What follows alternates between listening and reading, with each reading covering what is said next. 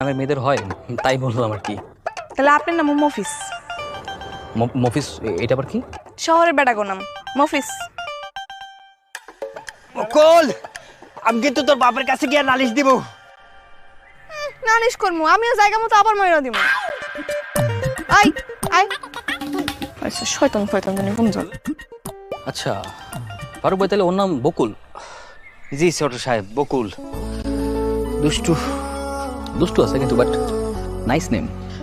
আচ্ছা আপনার সমস্যা নেই, আপনি কি বেশি ব্যথা পাইছেন নাকি? একদম দমাট কাজে। আচ্ছা আচ্ছা আপনি আমার কাঁধে হাত দেন, আমি আপনাকে নিয়ে যাচ্ছি। আসেন আসেন আসেন।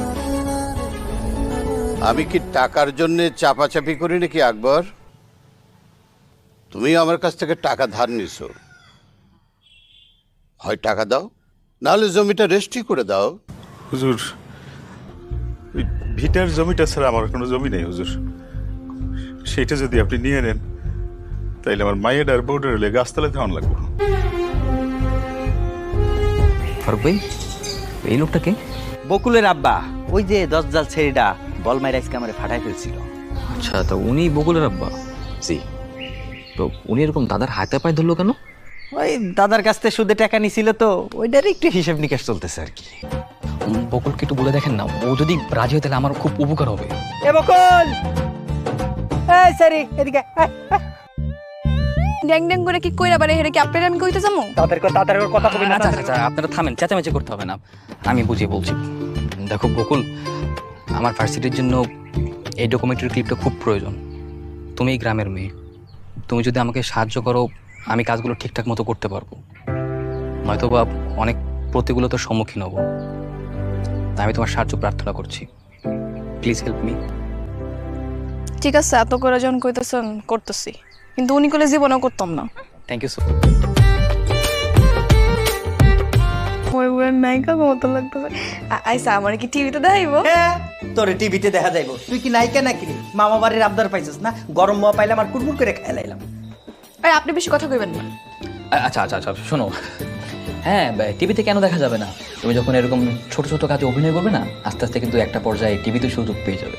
মানুষ কিন্তু এভাবে এই ছোট ছোট কাজ করতে করতে একদিন বড় হয়। আরে সত্যি? এখন থেকে তুমি আমার সাথে সাথে থাকবে, আমার সঙ্গী হবে। তুমি আমাকে সারা গ্রামটা ঘুরে দেখাবে, আর আমি এই পুরো গ্রামের কালচার তুলে ধরবো। কিসের আছে? আচার না, আচার না, এটা হচ্ছে কালচার, মানে গ্রামের সংস্কৃতি। ওই যে গ্রামের মানুষের বিভিন্ন রকম কার্যক্রম। তা নাইলে ঠিক আছে, কিন্তু একটা তো সমস্যা আছে। আপনি তো এই যে এরকম শহরের বাবু সাইজে এরকম দামি শার্ট প্যান্ট জুতা পরে তো গ্রামের সংস্কৃতির সাথে মিশতে পারবেন না। গ্রামে কত খাল ডোবা নালা কাদা আছে, হেডির মধ্যে তো আপনি সব সময় এরকম জুতা পরে যেতে পারবেন না, প্যান্ট শার্ট পরে যেতে পারবেন না। আপনার একটা পাক্কা গেরাইমা পোলাগো মতো জামা কাপড় পরতে হবে। এই যে আমার মতো।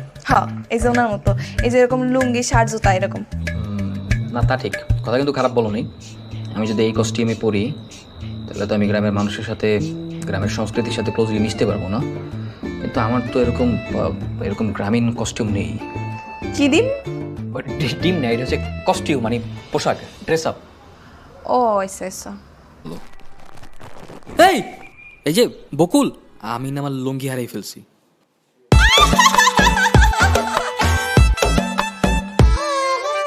দাঁড়ান আমি খুঁজে দিতেছি। এই যে পাইছি।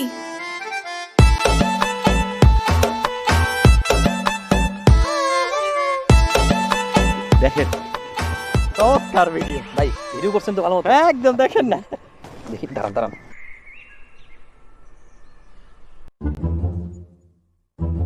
এটা আপনি কি করলেন? কি করছি? আপনি তো ক্যামেরাই অন করেননি, রোল বাটনে ক্লিক করেননি। এখানে যে দেখা গেল সারা গ্রামে সাইকেল চালিয়ে আমাকে ঘুরাবে, আর আমি তোমার পিছনে বসে এই পুরো গ্রামটাকে সুন্দরভাবে ক্যাপচার করব। ওকে বকুল?